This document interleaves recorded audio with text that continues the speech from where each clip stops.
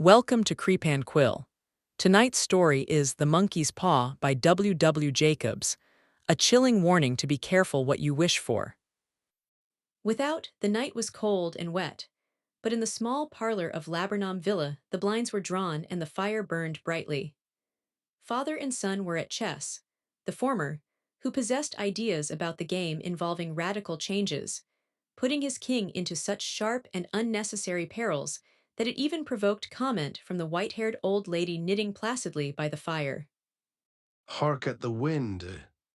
Said Mr. White, who, having seen a fatal mistake after it was too late, was amiably desirous of preventing his son from seeing it.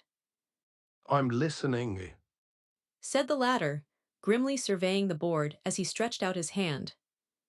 Jack, I should hardly think that he'd come tonight.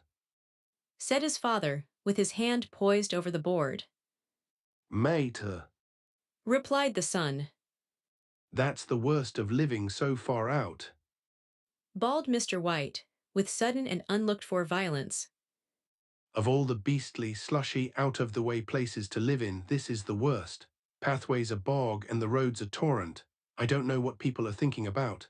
I suppose because only 2 houses in the road are let, they think it doesn't matter. Never mind, dear. Said his wife, soothingly. Perhaps you'll win the next one. Mr. White looked up sharply, just in time to intercept a knowing glance between mother and son. The words died away on his lips, and he hid a guilty grin in his thin gray beard. There he is. Said Herbert White, as the gate banged to loudly and heavy footsteps came toward the door.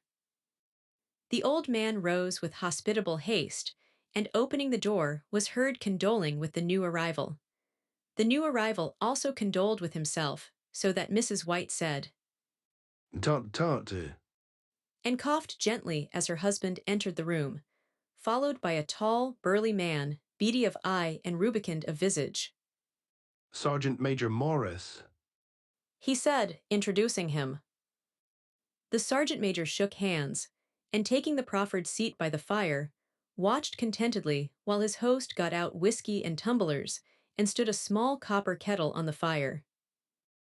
At the third glass his eyes got brighter, and he began to talk, the little family circle regarding with eager interest this visitor from distant parts, as he squared his broad shoulders in the chair and spoke of wild scenes and doughty deeds, of wars and plagues and strange peoples.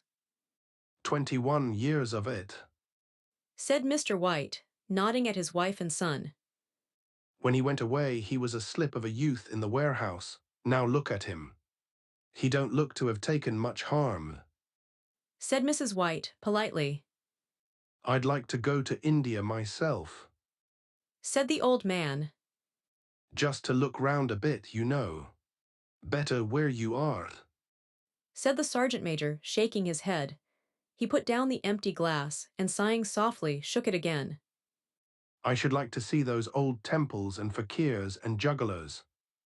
Said the old man. What was that you started telling me the other day about a monkey's paw or something, Morris? Nothing. Said the soldier, hastily. Leastways nothing worth hearing. Monkey's paw. Said Mrs. White, curiously. Well, it's just a bit of what you might call magic, perhaps. Said the sergeant major, offhandedly. His 3 listeners leaned forward eagerly. The visitor absent-mindedly put his empty glass to his lips and then set it down again. His host filled it for him. To look at. Said the sergeant major, fumbling in his pocket. It's just an ordinary little paw, dried to a mummy. He took something out of his pocket and proffered it. Mrs. White drew back with a grimace, but her son, taking it, examined it curiously. And what is there special about it? Inquired Mr. White as he took it from his son, and having examined it, placed it upon the table. It had a spell put on it by an old fakir. Said the sergeant major.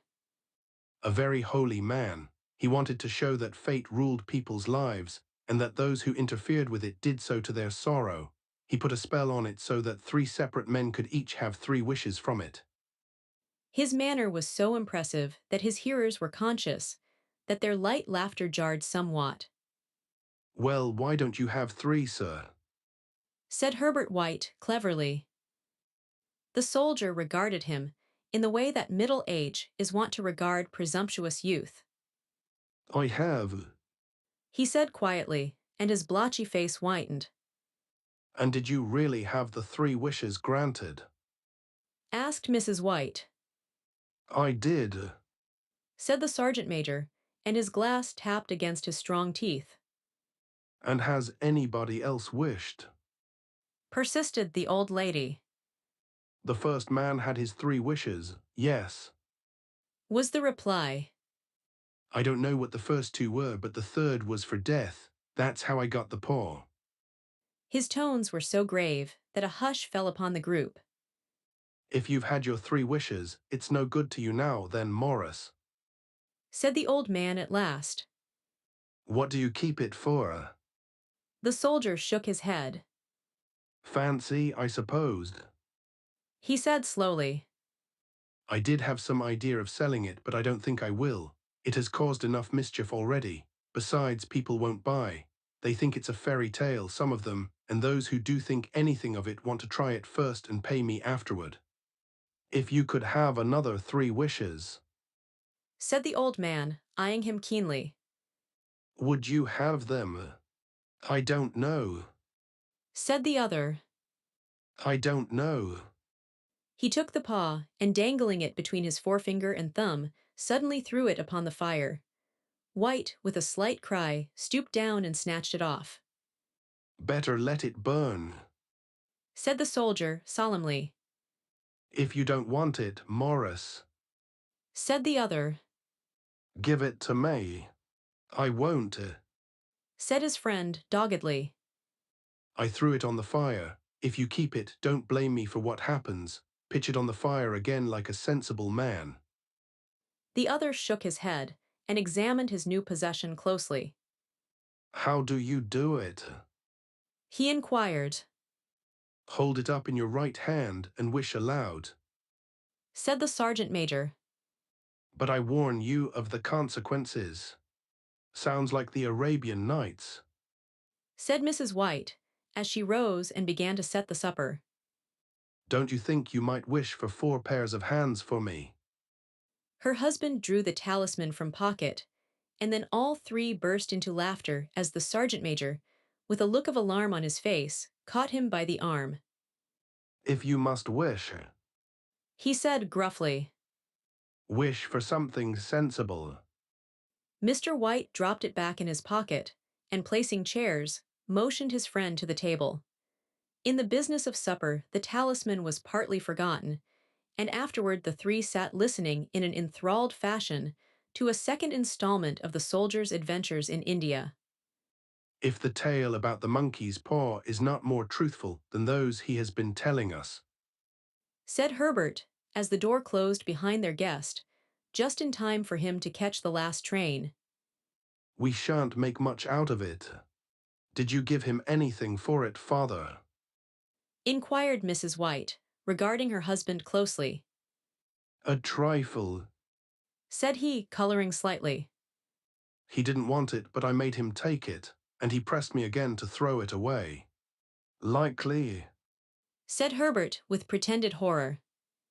Why, we're going to be rich and famous and happy. Wish to be an emperor, father, to begin with, then you can't be henpecked.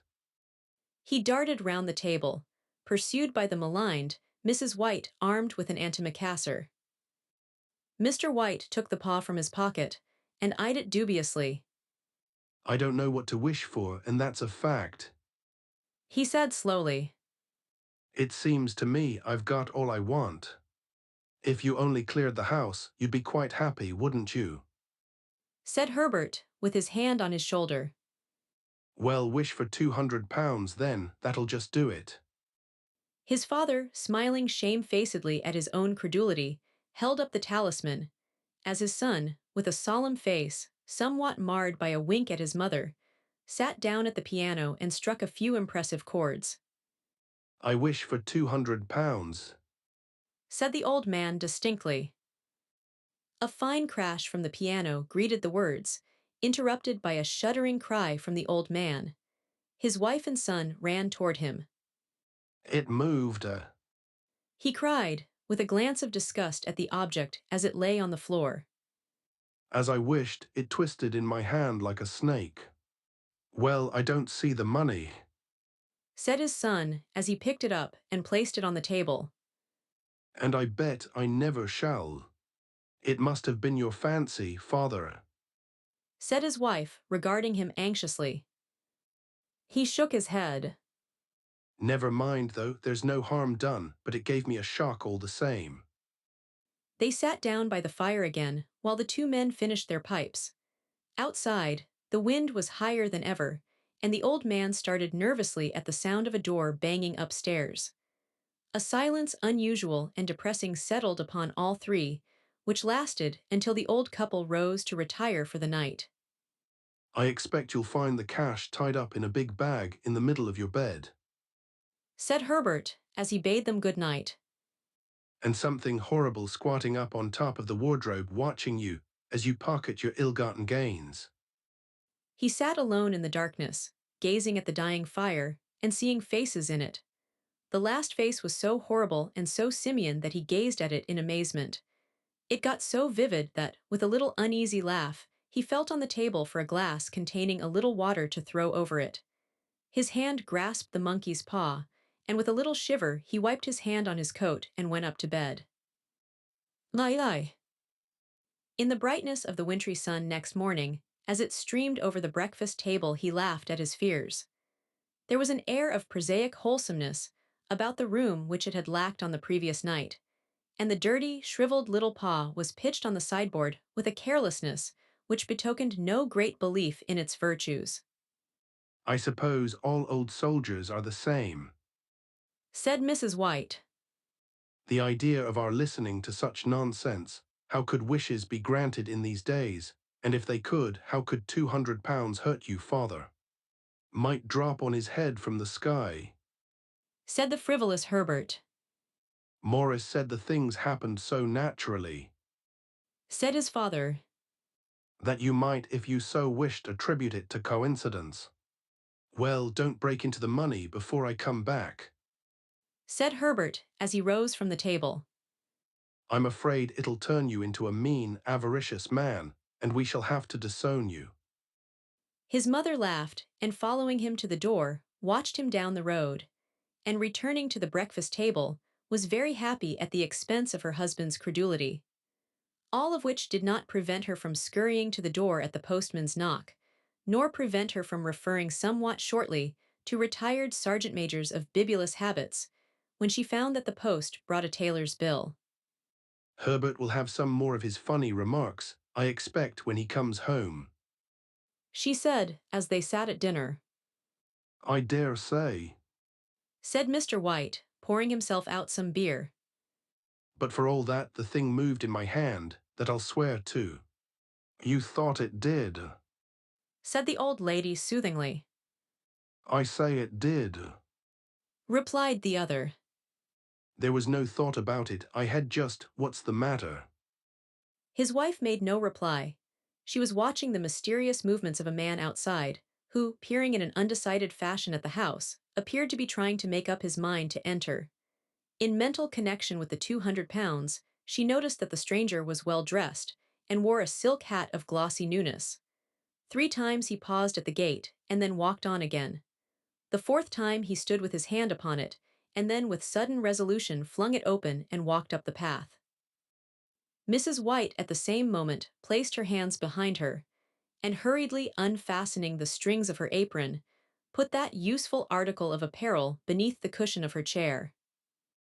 She brought the stranger, who seemed ill at ease, into the room. He gazed at her furtively, and listened in a preoccupied fashion as the old lady apologized for the appearance of the room, and her husband's coat, a garment which he usually reserved for the garden. She then waited as patiently as her sex would permit, for him to broach his business, but he was at first strangely silent. I was asked to call. He said at last, and stooped and picked a piece of cotton from his trousers. I come from Ma and Megan's. The old lady started. Is anything the matter? She asked breathlessly. Has anything happened to Herbert? What is it? What is it? Her husband interposed. There, mother. He said hastily. Sit down and don't jump to conclusions. You've not brought bad news, I'm sure, sir. And he eyed the other wistfully. I'm sorry. Began the visitor. Is he hurt? Demanded the mother, wildly. The visitor bowed in assent. Badly hurt. He said quietly. But he is not in any pain. Oh, thank God. Said the old woman, clasping her hands. Thank God for that, thank you. She broke off suddenly as the sinister meaning of the assurance dawned upon her, and she saw the awful confirmation of her fears in the other's averted face. She caught her breath, and turning to her slower-witted husband, laid her trembling old hand upon his. There was a long silence. He was caught in the machinery. Said the visitor at length in a low voice. Caught in the machinery. Repeated Mr. White, in a dazed fashion. Yes, He sat staring blankly out at the window, and taking his wife's hand between his own, pressed it, as he had been wont to do in their old courting days nearly 40 years before. he was the only one left to us. He said, turning gently to the visitor. It is hard. The other coughed and, rising, walked slowly to the window. The firm wished me to convey their sincere sympathy with you in your great loss. He said, without looking round. I beg that you will understand I am only their servant and merely obeying orders. There was no reply. The old woman's face was white, her eyes staring, and her breath inaudible. On the husband's face was a look such as his friend the sergeant might have carried into his first action. I was to say that Moore and Meggins disclaim all responsibility. Continued the other. They admit no liability at all, but in consideration of your son's services, they wish to present you with a certain sum as compensation. Mr. White dropped his wife's hand, and rising to his feet, gazed with a look of horror at his visitor. His dry lips shaped the words. How much? £200. Was the answer.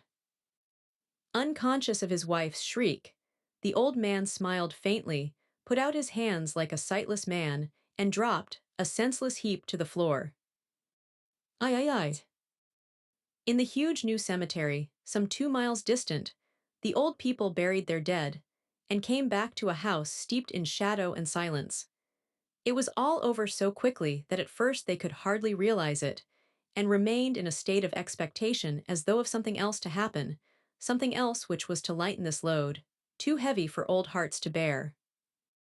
But the days passed, and expectation gave place to resignation, the hopeless resignation of the old, sometimes miscalled apathy. Sometimes they hardly exchanged a word, for now they had nothing to talk about, and their days were long to weariness. It was about a week after that the old man, waking suddenly in the night, stretched out his hand and found himself alone. The room was in darkness, and the sound of subdued weeping came from the window. He raised himself in bed and listened. Come back. He said tenderly.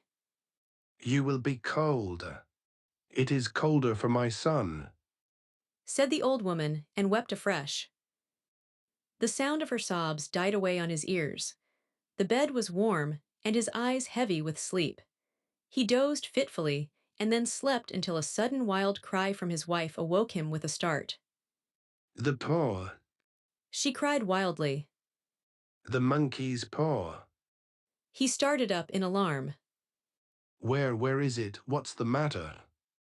She came stumbling across the room toward him. I want it.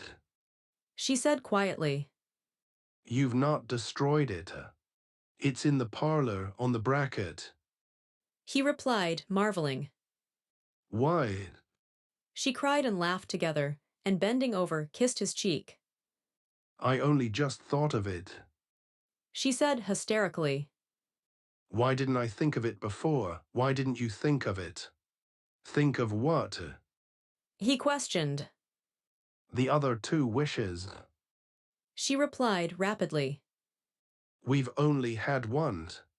Was not that enough? He demanded fiercely. No. She cried triumphantly. We'll have one more. Go down and get it quickly and wish our boy alive again. The man sat up in bed and flung the bedclothes from his quaking limbs. Good God, you are mad. He cried aghast. Get it. She panted. Get it quickly and wish, oh my boy, my boy.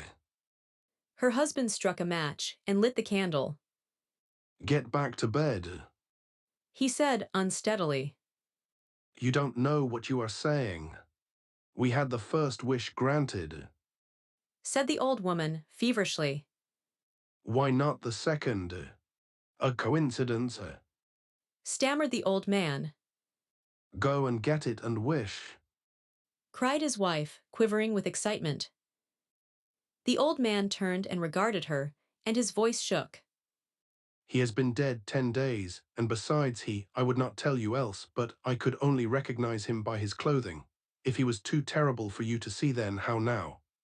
Bring him back. Cried the old woman, and dragged him toward the door. Do you think I fear the child I have nursed? He went down in the darkness, and felt his way to the parlor, and then to the mantelpiece. The talisman was in its place, and a horrible fear that the unspoken wish might bring his mutilated son before him ere he could escape from the room seized upon him, and he caught his breath as he found that he had lost the direction of the door. His brow cold with sweat, he felt his way round the table, and groped along the wall until he found himself in the small passage with the unwholesome thing in his hand. Even his wife's face seemed changed as he entered the room. It was white and expectant, and to his fears seemed to have an unnatural look upon it. He was afraid of her. Wish. She cried in a strong voice. It is foolish and wicked. He faltered. Wish. Repeated his wife. He raised his hand. I wish my son alive again. The talisman fell to the floor, and he regarded it fearfully. Then he sank trembling into a chair as the old woman, with burning eyes, walked to the window and raised the blind. He sat until he was chilled with the cold, glancing occasionally at the figure of the old woman peering through the window. The candle end, which had burned below the rim of the china candlestick, was throwing pulsating shadows on the ceiling and walls, until, with a flicker larger than the rest, it expired. The old man, with an unspeakable sense of relief at the failure of the talisman, crept back to his bed, and a minute or two afterward the old woman came silently and apathetically beside him. Neither spoke, but lay silently listening to the ticking of the clock. A stair creaked, and a squeaky mouse scurried noisily through the wall. The darkness was oppressive, and after lying for some time screwing up his courage, he took the box of matches, and striking one, went downstairs for a candle. At the foot of the stairs, the match went out, and he paused to strike another. And at the same moment a knock, so quiet and stealthy as to be scarcely audible, sounded on the front door. The matches fell from his hand and spilled in the passage. He stood motionless, his breath suspended until the knock was repeated. Then he turned and fled swiftly back to his room and closed the door behind him. A third knock sounded through the house. What's that? Cried the old woman, starting up. A rat. Said the old man in shaking tones. A rat, it passed me on the stairs. His wife sat up in bed listening. A loud knock resounded through the house. It's Herbert. As she screamed. It's Herbert. She ran to the door, but her husband was before her, and catching her by the arm, held her tightly. What are you going to do? He whispered hoarsely. It's my boy, it's Herbert. She cried, struggling mechanically. I forgot it was 2 miles away. What are you holding me for? Let go, I must open the door. For God's sake, don't let it in. Cried the old man, trembling. You're afraid of your own son. she cried, struggling. Let me go, I'm coming, Herbert, I'm coming. There was another knock and another. The old woman with a sudden wrench broke free and ran from the room. Her husband followed to the landing and called after her appealingly as she hurried downstairs. He heard the chain rattle back and the bottom bolt drawn slowly and stiffly from the socket. Then the old woman's voice, strained and panting. The bolt. She cried loudly. Come down, I can't reach it. But her husband was on his hands and knees groping wildly on the floor in search of the paw. If he could only find it before the thing outside got in. A perfect fusillade of knocks reverberated through the house, and he heard the scraping of a chair as his wife put it down in the passage against the door. He heard the creaking of the bolt as it came slowly back, and at the same moment he found the monkey's paw and frantically breathed his third and last wish. The knocking ceased suddenly, although the echoes of it were still in the house. He heard the chair drawn back and the door opened. A cold wind rushed up the staircase, and a long, loud wail of disappointment and misery from his wife gave him courage to run down to her side, and then to the gate beyond. The street lamp flickering opposite shone on a quiet and deserted road.